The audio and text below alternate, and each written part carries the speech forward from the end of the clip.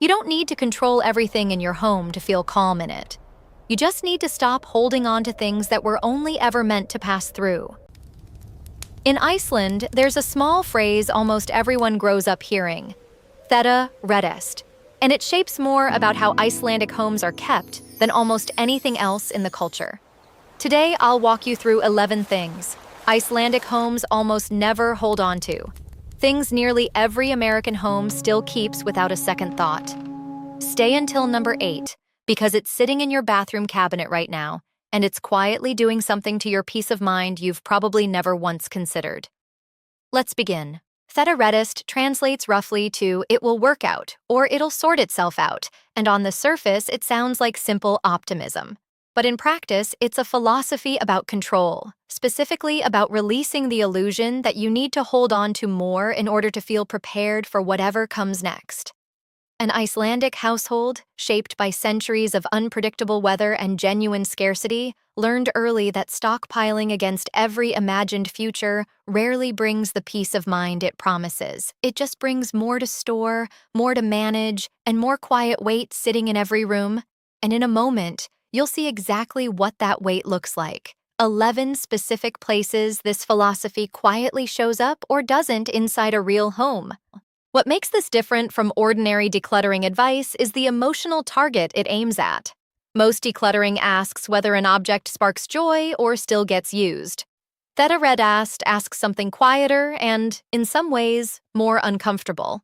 What exactly are you afraid will happen if this isn't here when you reach for it?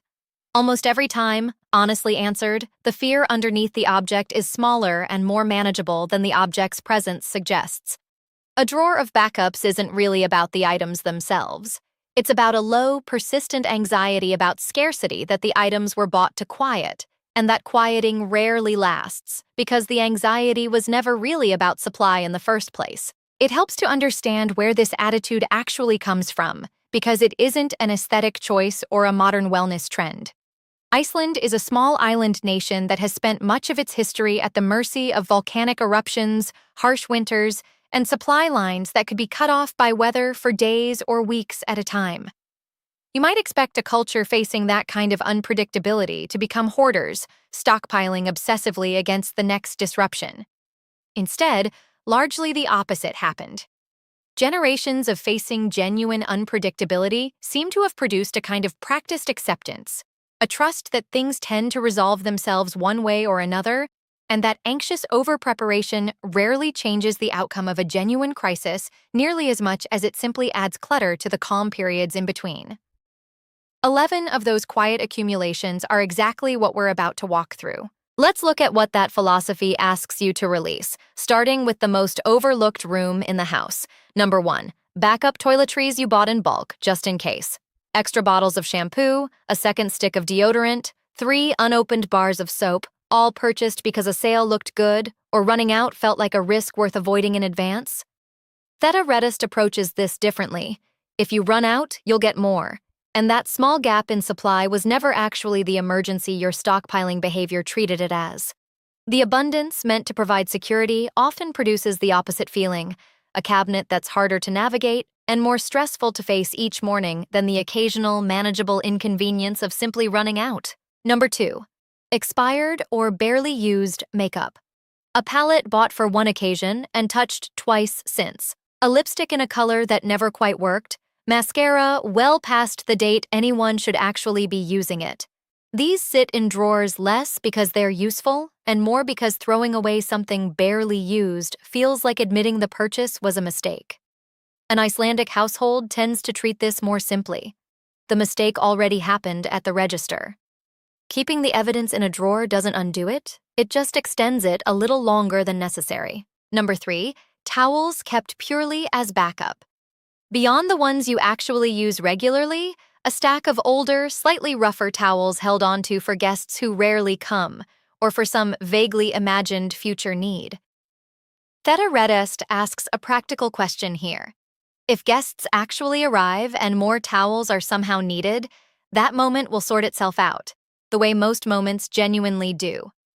A linen closet stuffed with rarely used backups isn't preparedness. It's simply weight, a small daily tax paid every time you dig past what you don't use to reach the one towel you actually reach for. Number 4, exercise equipment kept out of guilt rather than use.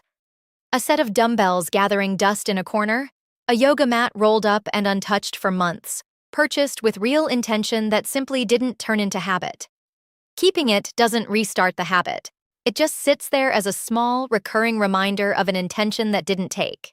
An honest Icelandic approach treats unused equipment the same as anything else outgrown. Useful to someone, just not to you right now. Number 5, a drawer of extra chargers and cables for devices you no longer own. This one shows up in nearly every home. A tangle of cords for phones and gadgets long since replaced or lost, kept under the logic of just in case a use reappears. Theta Reddast treats replacement costs the way they actually are, small and manageable, rather than treating the drawer as insurance against a scenario that's already unlikely. Number 6, cookbooks that have never once been opened past the introduction. Bought with genuine enthusiasm, kept on a shelf as evidence of good intentions, referenced perhaps once, if at all. These tend to function less as tools and more as small monuments to a version of yourself you imagined becoming, but haven't yet. Keep what you actually cook from. Let the rest go find someone who will. Number 7, receipts and paperwork with no ongoing purpose. Stacks of old receipts for items long past any possible return window, statements and documents kept well beyond any period where they'd actually matter. Every one of these represents a small, low-grade decision deferred, quietly signaling unfinished business every time you glance toward the drawer where they're kept. And here we are, at the point I promised. Number 8, expired medications and vitamins in the bathroom cabinet. Nearly every American bathroom has this, whether you're standing in yours right now or simply picturing it clearly. A half-used bottle of pain relievers from years ago. Vitamins purchased with good intentions and abandoned after a few weeks. An old prescription for something you no longer take. All crowding a small cabinet meant to hold what you actually reach for regularly. Here's what's worth noticing. Every time you open that cabinet looking for something you actually need, you have to sort through a small pile of expired, half-forgotten decisions first. And that friction, tiny as it seems, adds up across hundreds of repetitions into a genuinely tangible source of quiet, daily irritation. It's worth adding, too, that expired medication isn't neutral clutter the way an old cable or unused towel is.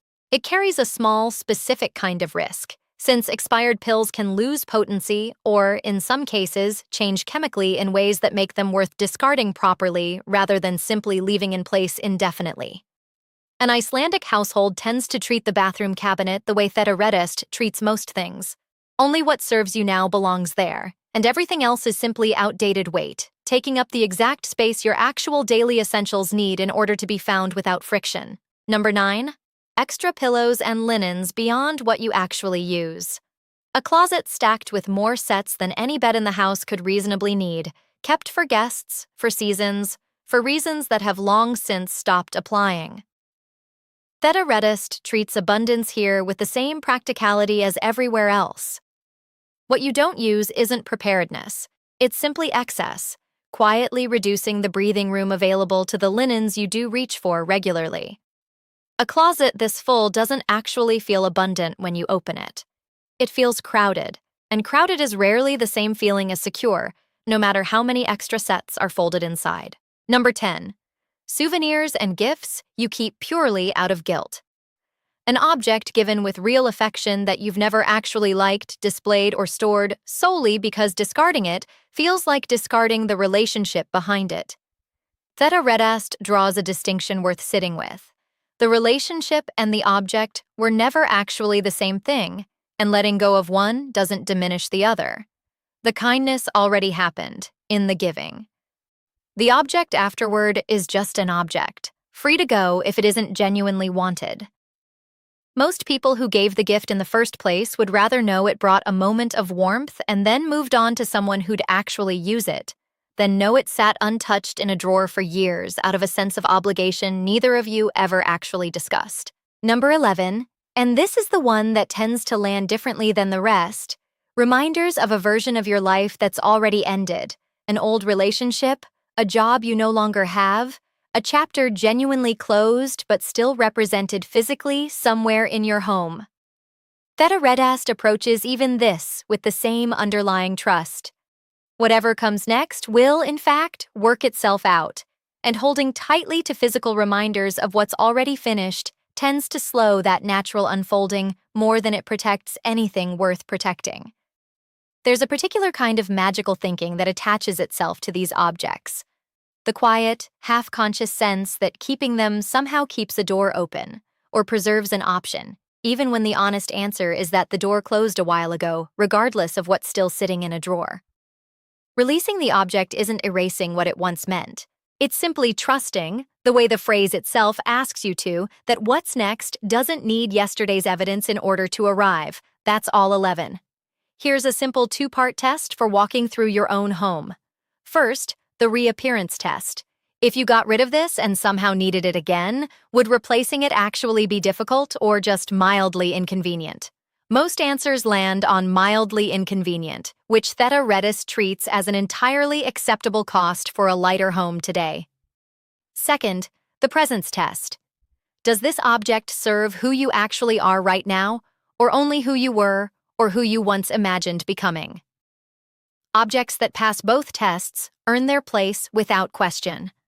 Objects that fail them are simply waiting for a permission that's fully yours to give. It's worth adding a note on pace here, because the instinct after a list like this is often to want to fix everything today, all 11 categories, in a single, determined sweep. Reddast would gently resist that instinct too. The phrase was never about urgency. It was about trust, extended not just toward the future, but toward yourself, trusting that you don't need to solve every drawer this weekend for the underlying shift to begin taking hold. One category, honestly addressed tonight, does more than an ambitious plan that collapses under its own weight by Wednesday. A calm home was never built by preparing for every possible future. It was built the way Reddast intends, trusting that most gaps sort themselves out and choosing lightness now over insurance against problems that mostly never arrive. Tell me in the comments which number you're looking at right now, and let's hold each other accountable to release it today. If this shifted how you see your own home even slightly, share it with someone who might need the reminder that everything really will work out, with or without the extra drawer of backups. I'll see you in the next one.